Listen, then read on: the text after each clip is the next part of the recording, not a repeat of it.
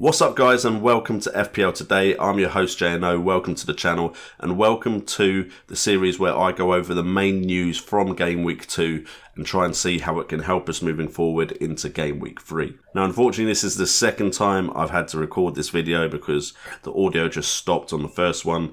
But if FPL content is something you want in your subscription box, consider subscribing to the channel and hitting that notification bell so you're always alerted when my videos and live streams go up. And also massive thank you to Azim Khan for becoming the newest patron to the channel. Your support with the others is a big step towards me potentially being able to spend more time on this channel and create more content for you guys and create better content for you guys because I have some big plans for this channel as we continue to grow. But anyway, let's get on to this episode, and the first topic we're going to cover is where is the value?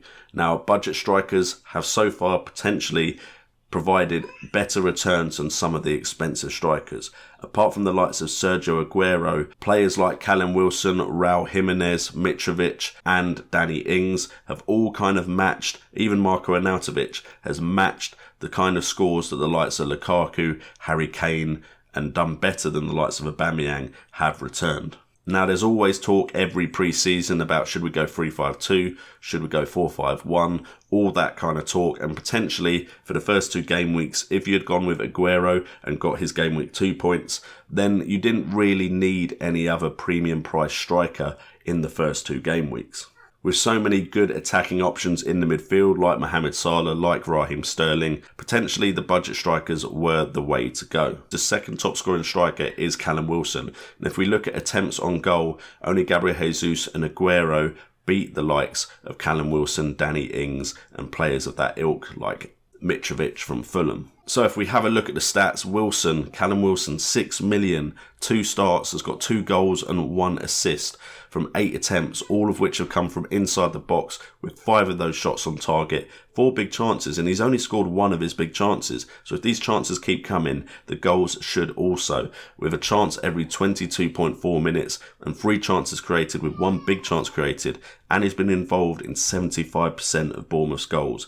That kind of percentage involvement rate is the kind of thing we want to see from a budget striker. We've then got Danny Ings at 5.5 million as well. He's had 1 start but has had a substitute appearance in game week 1. He got 1 goal from 9 attempts, 8 from inside the box, only 2 on target, so that's not a great shot accuracy rate. However, he's had a chance every 13.8 minutes and has created 5 chances for his teammates, one of them being a big chance with a very high goal involvement rate as well. And finally, we've got Mitrovic from Fulham at 6.5 million. He's had 2 starts, getting 1 goal from 11 attempts, 6 of which have come from inside the box, 4 on target and a chance every 16.4 minutes. Now for me, the way Callum Wilson has currently been playing, and I've been burned by him before when I brought him in, Callum Wilson looks like a transfer I'm most likely to make. However, I've done this before with Callum Wilson and been disappointed, so there is a bit of trepidation there, but Callum Wilson definitely looks value for money at the moment. The next topic we're going to talk about is Harry Kane again. We talked about him last week, we're talking about him this week, and it's now, is Harry Kane back, as the August curse has been broken with Harry Kane scoring against Fulham. But is this the Kane that we are wanting and expecting, and that is going to score enough goals it is worth putting into our sides? Now let's be fair, he should have scored more than 1 goal against Fulham. He was very unfortunate to not score some more of his attempts. However, at times he did look a bit sluggish on the ball still, but his stats are much better underlying stats than they were for game week 1. He had 4 attempts, all of which came from inside the box with 2 on target, 2 big chances, which he'd scored neither of by the way, and he had a minute per chance at 22.3 minutes and created 2 chances for his teammates. Now at 12.5 million, there was actually a lot better underlying stats and returns for game week 2. And with the likes of Dele Alli to consider, and Trippier and Ben Davies both looking like good attacking fullback options if Spurs continue with a 3-5-2. And then with the likes of Aguero and Salah to consider as well. Do you need Harry Kane in your side right now? Even after scoring this game week and breaking the curse, I don't feel like I need Kane over Aguero and Mohamed Salah. We then move on to Chelsea versus Arsenal, and I think this was a very important game because Chelsea and Arsenal both now have a good run of fixtures moving forward. I think when we look at the Chelsea side from this game, I'm not necessarily enthralled with their defensive capabilities yet. Same with Arsenal, to be fair. However, Chelsea did keep a clean sheet against Huddersfield, so maybe it's just something against the big teams that they won't be able to keep clean sheets.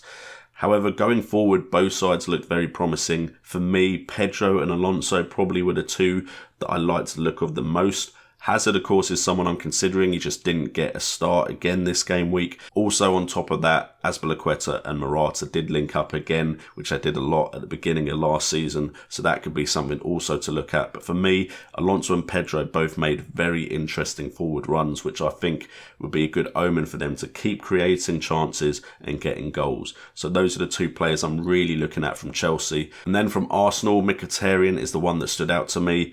To be fair, I'm a bit worried about rotation there with Mkhitaryan though, with Lacazette, Özil and Aubameyang all considered for those front three places. But Mkhitaryan in the game looked the best option to me, although he did miss another glorious chance as well. So those are kind of the three players that I'm really focused on, and as you can see, their stats are next to me on the screen. Pedro getting 1 goal from 6 attempts in game week 2, 2 of which came from inside the box, 2 on target, 1 big chance of which he scored. And he had a minute per chance at 15 minutes and created 2 chances for his teammates. And then Alonso at 6.5 million as well, game week 2, 1 goal and 1 assist from 3 attempts, 2 from inside the box, 1 shot on target, created 2 chances, 1 of which was a big chance. And then Mkhitaryan also 1 goal and 1 assist from 3 attempts, 1 inside the box, 1 on target, 1 big chance which he didn't score, and created 5 chances for his teammates and created 2 big chances for his teammates. So those are the 3 players that really stood out for me as FPL options in that Chelsea-Arsenal game. And personally, I'm thinking I'm more likely to go for the Chelsea options purely because Arsenal's defence still looks a bit shaky to me. A bit worried about rotation in the players I'm most interested in. And of course, I think Chelsea have had better performances overall. But of course, Arsenal's fixtures were more difficult with Man City and Chelsea as their first 2. Then we get on to Pep's Roulette, another game week where Pep Guardiola's wheel of rotation messed with FPL managers' plans. Walker, Mahrez, Sterling and Sane all were dropped to the bench and missed out on the starting 11, whilst reports of Aguero not starting by a certain newspaper and then other outlets turned out to be false, and Aguero went on to score 3 goals and get 1 assist, with Benjamin Mendy also having a great game where who knows how many assists he got. Another bit of controversy around the Man City players, as Mendy potentially could have got 3 assists. I think at one point he had 1 and then he got 2. Who knows how many assists Mendy's got right now, but Mendy did have a great game where he returned more points. Unfortunately, the clean sheet was wiped out by Huddersfield, however, but definitely good signs from the Man City side. I think it's one of those things where we just have to accept that all players are at risk of rotation, but if they are playing, those players can get you some big points. I mean, Aguero 3 goals and 1 assist from 9 attempts on goal, 6 from inside the box, shots 4 on target, had 2 big chances which he scored both, and had a minute per chance at 8.4 minutes, which is absolutely fantastic return. You then also have Benjamin Mendy, who I believe at the moment has 2 assists. He also had 3 attempts on goal, 1 from inside the box, 1 on target, had a chance every 30 minutes, created 3 chances, 1 big chance, and had a minute per chance creation of 30 minutes as well. And then I would also like to shout out to David Silva at 8.4 million currently, game week 2. He had 1 goal from 2 attempts, 1 from inside the box, 1 on target, and 6 chances created, 1 of which was a big chance, and a chance created every 11 minutes. And from what I've heard, he had a very good performance in that game against Huddersfield. And then we move on to the final part of this episode, and it's the ones to watch. And it's 3 players that I'm currently looking at that I haven't already spoken about. So I am looking at the players I've just spoken about. I'm not ignoring them. These aren't the only 3 I'm looking at. But these are the 3 that I'm looking at that I haven't necessarily covered already in the video. And the first one is someone I think we should all be considering bringing in after 2 good game weeks, and it is Richarlison. Now, the underlying stats still don't look that promising to me. However, this season, I want to be a player that makes moves earlier than I did last season and not to just keep waiting and waiting. So I've seen 2 game weeks of Richarlison and he's got 3 goals in 2 game weeks from 4 attempts on goal, 3 of which have come from inside the box. 3 have been on target, 2 big chances which he scored both of, and he's only got a minute per chance at 43 minutes, and his chance created is only at 2, but his goal involvement is at 75%, and Everton have the good fixtures to keep this run going for a little bit longer. So I'm going to try and make the move to Richarlison in this game week at some point, and hopefully not miss out on any more points. Another player I'm looking at is Ben Davies. While he didn't return any points this game week or the game week before, he's had 2 starts, and in those 2 starts he's had 5 attempts on goal and created 5 chances, with 3 big chances created as well.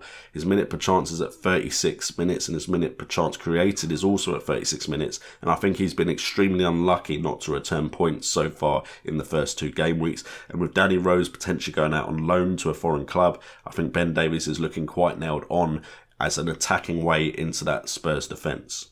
And then the final player I'm covering is Brooks from Bournemouth for 5 million. Now, he wasn't really someone on my radar, but credit to Kurtjoy, who did bring him up in an FPL Wildcat stream as a potential differential pick. At 5 million, he's had 2 starts so far this season, and he's had 6 attempts on goal, 4 from inside the box, 2 on target, 2 big chances, and a minute per chance at 24.2 minutes, and also creating 2 big chances. Now, while he hasn't converted any points yet, he's definitely looked very, very promising for a £5 million midfielder in a Bournemouth side that is known to score goals and, yes, concede them as well, but that shouldn't be too big an issue for a midfielder. So Brooks is someone I didn't think I'd be looking at, who has suddenly come onto my radar, who I will continue to monitor. Probably won't come in for Game Week 3, but I'm definitely interested in Brooks. Anyway, guys, that is it for this episode. So thank you so much for tuning in to this video. If you enjoyed it, please hit that like button. And again, a massive thank you to Azim Khan for becoming another patron of the channel. Thank you to all the patrons. Thank you to all the people that join the streams, watch the videos. Thank you for the support on this channel. It has been huge. I hope to really push the content creation on this channel this year. So stay tuned, and hopefully if we continue to grow, I can potentially push out and do new content as well for you guys, which should be absolutely awesome. Still revolved around FPL, don't worry about that. And with all that being said, I've been JNO, this has been FPL Today, and remember, it's all about the game.